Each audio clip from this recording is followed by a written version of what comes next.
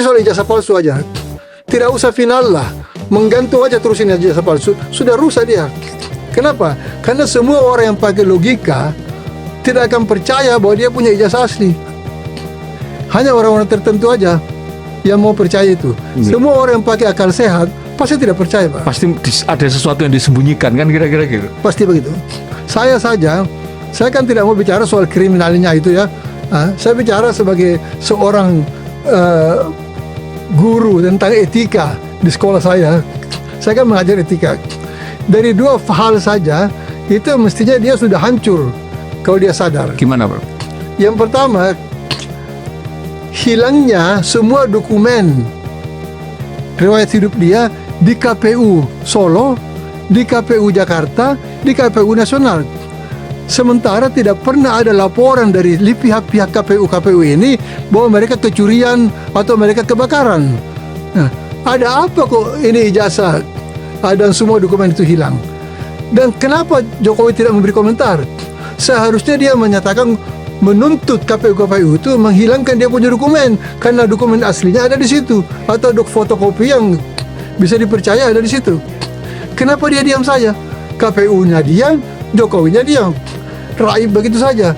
Ini kan, dan tidak ada orang yang mempersoalkan. Itu kan tanggung jawab institusi. Dokumen itu harus ada di situ.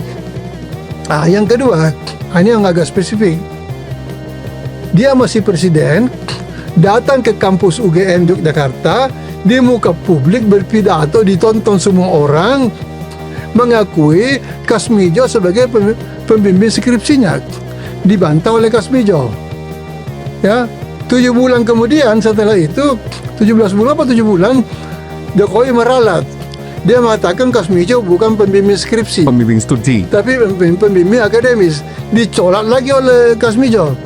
Jadi 2 kali dia berbohong dalam jabatan presiden dan setelah keluar dari presiden. Itu kan bagi orang yang logis akan mengatakan tidak mungkin dia punya ijazah asli. Kalau dia punya ijazah asli, dia tidak akan, ngapain dia ngambil risiko berbohong di muka umum? Ya, ngapain? Itu kan rugi dia dong, menunjuk orang yang bukan pembimbingnya.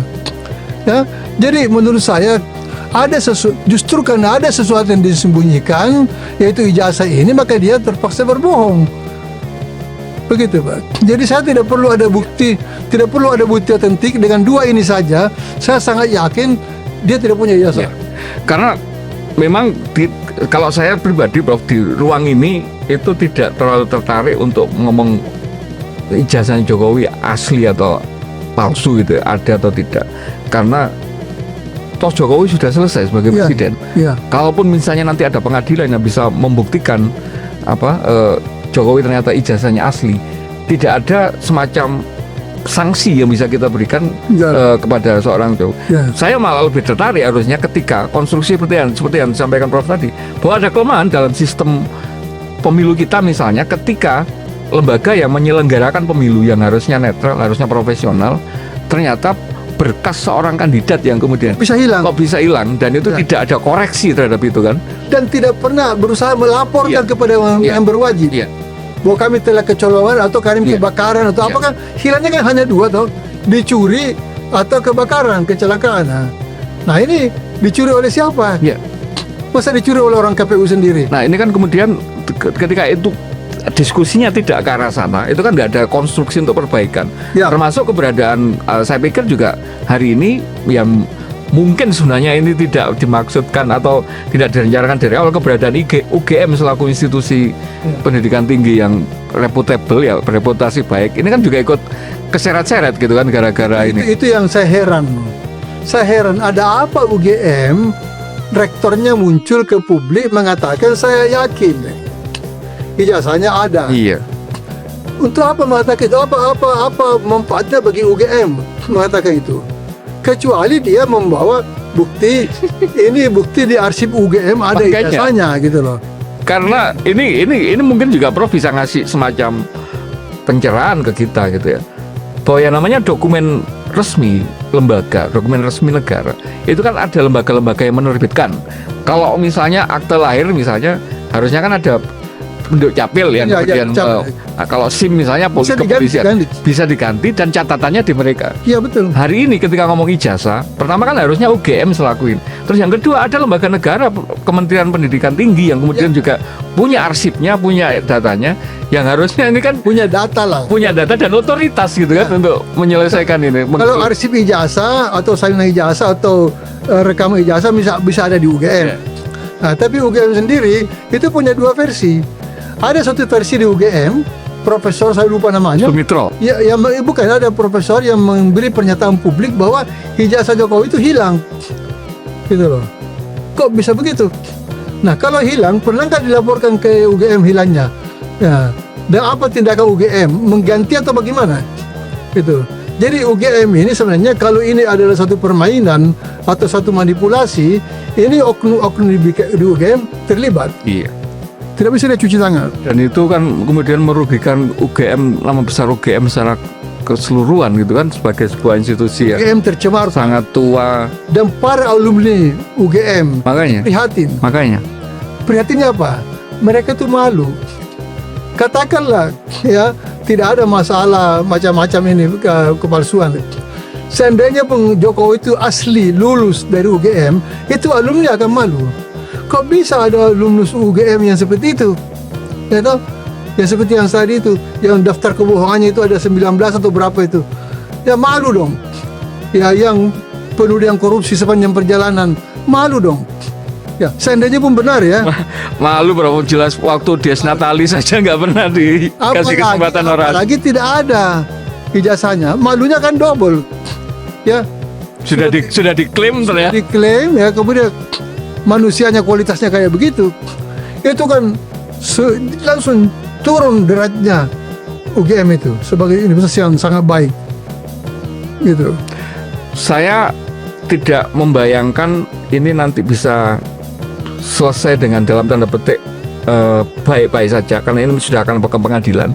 Alternatifnya kemudian 3 orang yang menuntut ini akan dipidanakan gitu.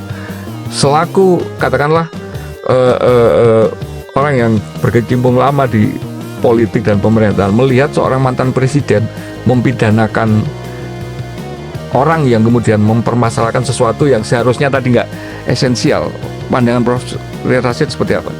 Itu akan menjadi catatan sejarah saja bahwa kita pernah punya pemimpin yang kondisinya seperti itu, yang kualitasnya sangat rendah gitu. Yang kedua, itu menjadi catatan sejarah juga bahwa ada universitas yang begitu terhormat tidak bisa mengklirkan masalah yang sangat sederhana. Ini kan UGM kan cuma satu kali ngomong, ada atau tidak ijazahnya kan itu saja. Ini buktinya. Itu. Jadi UGM sendiri menjerumuskan dirinya dalam satu posisi yang sangat memalukan. Tidak bisa membela dirinya sendiri gitu. Hanya demi satu orang. Nah sekarang tadi mengenai kemungkinan 3 orang itu akan dipidanakan, saya sebenarnya berusaha untuk tidak percaya bahwa polisi sudah sedemikian rendah mau menjadi alat dari satu orang mempidanakan warga negara yang tidak bisa di logika umum mengatakan bahwa dia salah. Dia mempertanyakan ijazah kok, dan ijazah itu relevan dengan persyaratan menjadi calon pejabat, dilampirkan Ya, dokumen publik gitu kan. ya. Kalau memang mau berbohong kan bisa bilang begini, saya tidak masukkan ijazah sarjana kok, ya saya masukkan ijazah SMA, kan selesai. Persyaratan jadi presiden kan cuma SMA ya.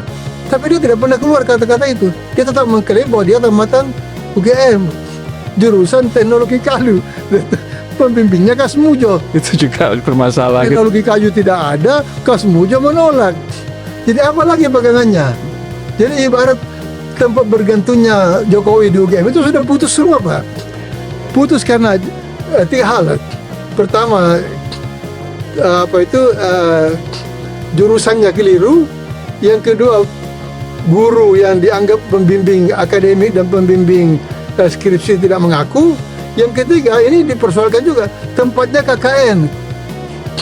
Ya, tempatnya di KKN. Yang keempat, ada lagi yang ditemukan oleh Rismond itu. Skripsinya itu ketikanya tahun 2012, bukan tahun 85. Yang tidak bisa dia yang tidak mau dia buka gitu. Jadi bagaimana bisa seorang menyembunyikan sesuatu yang seharusnya itu menjadi hak publik untuk diketahui demi mengklarifikasi masalahnya. Oke.